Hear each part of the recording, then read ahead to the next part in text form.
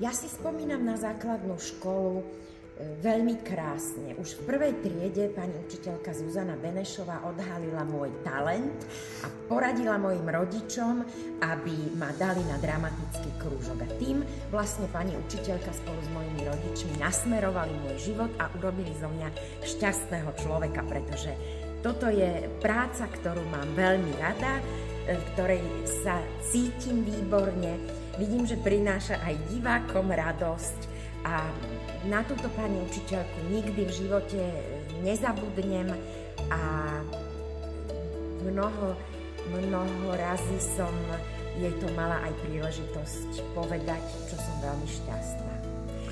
Tak, ale spomínam si aj na iné pani učiteľky, napríklad jedna dala taký buchnát môjmu spolužiakovi Norbertovi, že mu vyhrkla z nosa krv, ale viac bolo tých dobrých. A myslím si, že úloha učiteľa v našom živote je hneď po rodičoch najdôležitejšia. Je to prvý človek, ktorý nás formuje hneď po rodičoch. A tak je veľmi dôležité, aby to bol správny človek. A vážim si veľmi prácu učiteľov.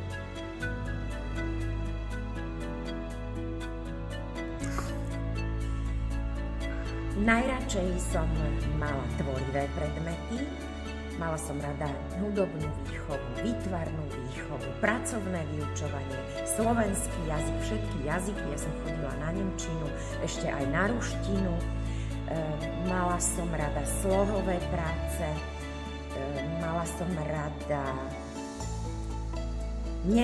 rada matematiku, ale mala som rada geometriu.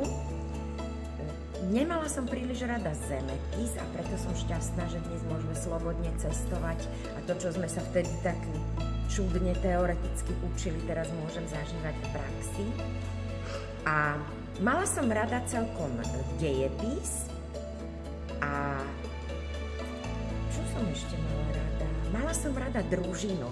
V družine sme mali vynikajúce učiteľky, chodili sme veľa do kina, robili sme rôzne ručné práce, ja som bola veľmi dlho taká hravá, ja som rada šila na bábiky a takéto tvorivé veci.